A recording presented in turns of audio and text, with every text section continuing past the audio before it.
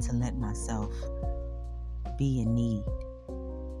I feel I'm always busy with finding ways to fix and feed that I never actually allow myself to, need. To where I feel that they could be sufficed by something outside of me, but I don't find comfort in putting others in the place of my responsibility to be. Yet I do want to connect with people who feed me and not just taking in what light I offer, or bond together on current feels of being a victim. Someone that doesn't find joy in my pain, but one I can vent to with something to gain. Like a safe space to lay my head and cry where I'm not expected to be strong and feel like I'm not being labeled or judged. A space where they won't let me sulk and rest in it for too long, to be able to vent without being shut down in my emotional process. This place is an illusion, or at least hard to find in my quest. The reality is I have to give that space to myself, to create my own safe space where I'm not wrapped in the ideologies of anyone else. Most people's way of helping is to resonate, to relate, to uplift, which is cool, but they all take away from the process that creates that real internal shift. So it's really me that must first welcome my need to vent, to rest, and sit. Instead of always finding my strength, letting my process of my pain have more length, creating the time, space, opportunity, and attention for me to soon triumph over it. That song of your heart, not for no one else. The journey's in a stage, it's only for yourself. Take the things that you feel and turn it into your masterpiece. Talent Alchemy, Talent Alchemy.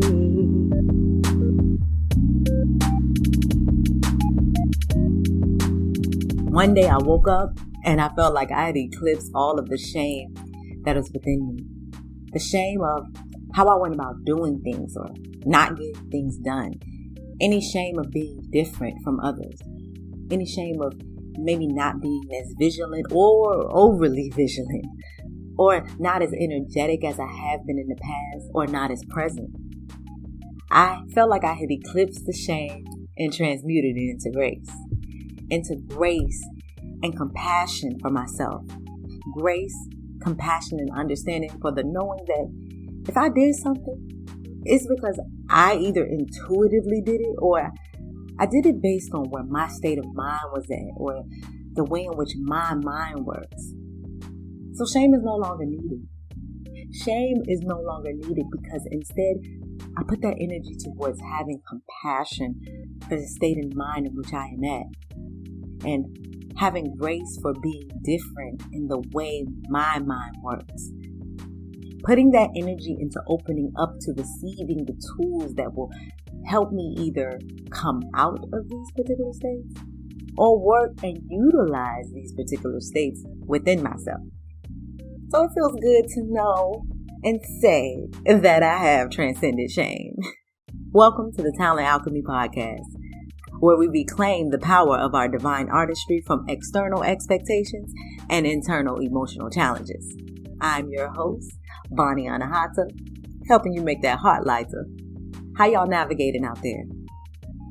For me, I have within this past year feeling like I've been clearing a lot of shame that I honestly didn't even initially understand where it came from until I got to the root of it. And I certainly saw the effects of it in my artistry and how it made me question my artistic choices, question my systems and ideas just because of these embedded expectations that were really not even my own. If you have experienced shame in an area, it creates a snowball effect that can permeate your artistry. Shame is not just an emotion, it's a practice. Shame in one area travels and grows to a practice of shaming in all areas. Taught to us based on what our family and society consider right or wrong, or should or shouldn't do, or comfortable or uncomfortable, annoying or bearable. Our families and society and social circles may not have intentionally put shame on us, but it's a thin line between trying to express and encourage ideas of right or wrong. I even find myself doing it sometimes to my daughter when I don't even mean to at all. I'm just meaning to guide her towards where she will have a clearer, safer, more fruitful experience.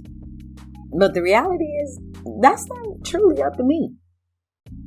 All these expectations are subjective, and it changes by the cultural group, the label, the country, whatever. What's annoying to the next person does not dictate or identify your character, your presence, your artistry. So it's fickle to base our character and our value system on these expectations. Because shame is really counterproductive. Shaming others or shaming yourself, it doesn't truly cause people to get up and motivate themselves like people think that shame does. That's an illusion.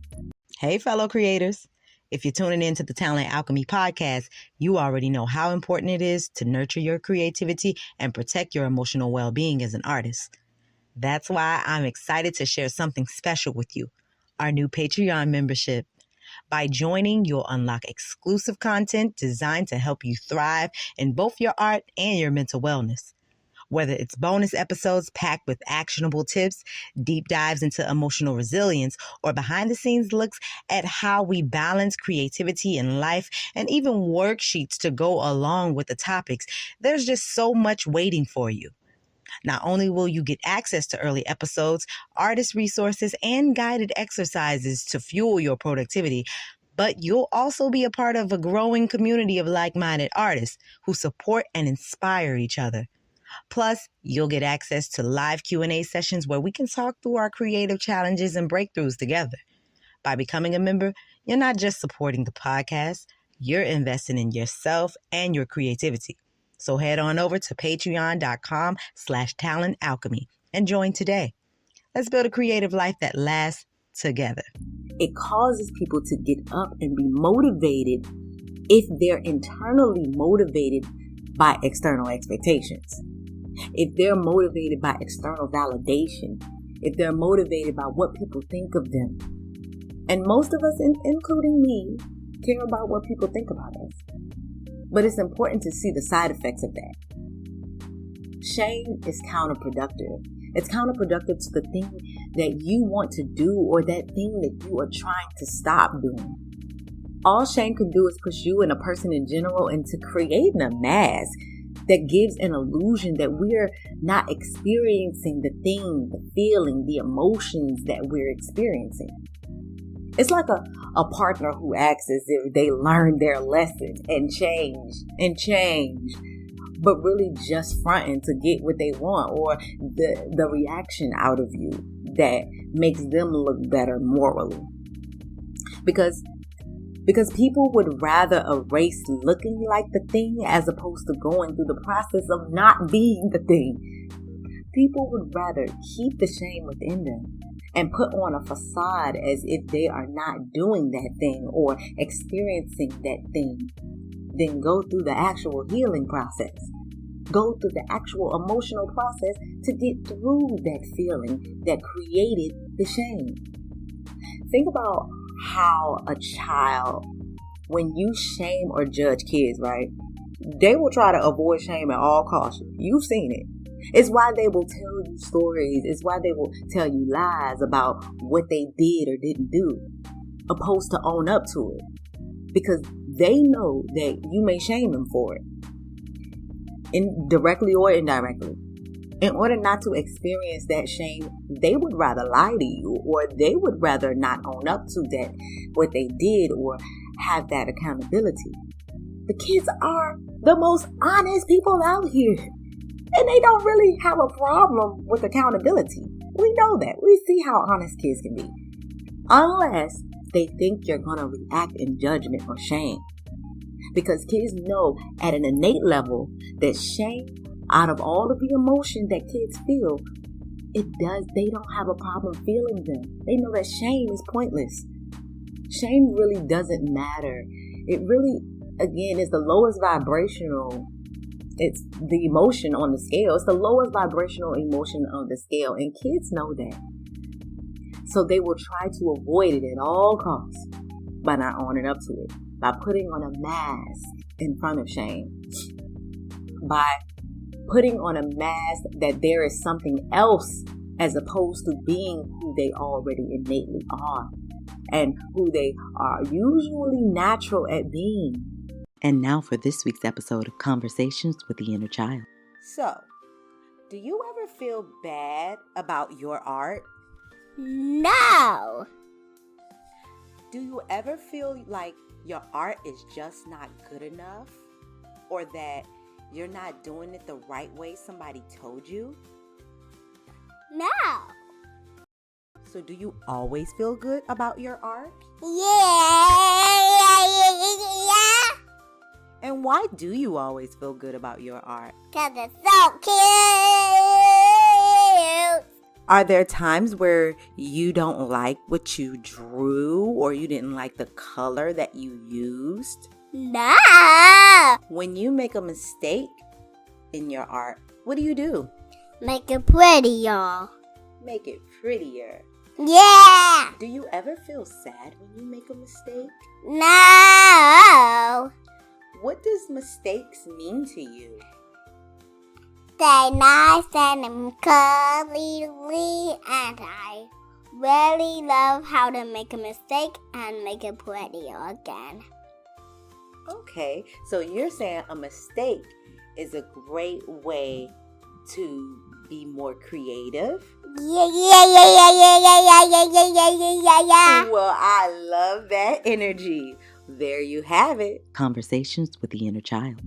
Shame is counterproductive because it's really, again, lower than any other feeling or emotion that you're dealing with within the experience. Shame is counterproductive, and it masks and it makes no sense to utilize it as a motivational tool. It makes no sense to use it as a healing tool because in the end, it's going to stick to you as a part of your identity and set you back in your healing process. It's going to stick to you and make you not trust yourself. It's going to make you question if you're doing things right, if you're doing the right thing, or not based off of this external sense of morality. If you're doing the right thing or not based off of this external sense of morality, affecting your intuition against expectations. Shame is counterproductive.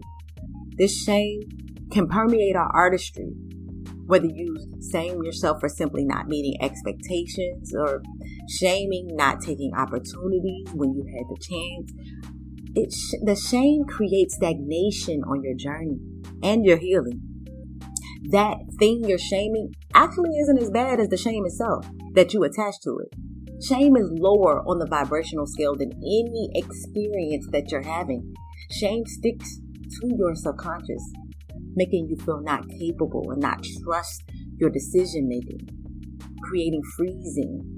As an empath, everything that I know for me as an empath, I feel that everything people are feeling. I feel when they are judging. I feel when they are cringing internally. And when they're judging me or labeling me. When I don't bring others into my internal process, I'm way more graceful with myself. How do you know if you have shame within? Or how do you get rid of the shame within? I'll tell you. But first, let's take an affirmation jam break. AJ break. Affirmation jam. Follow your promptings, follow your fulfillment. Live your life, girl. You got this. Just follow your promptings, follow your fulfillment. Live your life, boy. You run this. Just follow your promptings and follow your fulfillment. Go on and live your life, girl. You got this.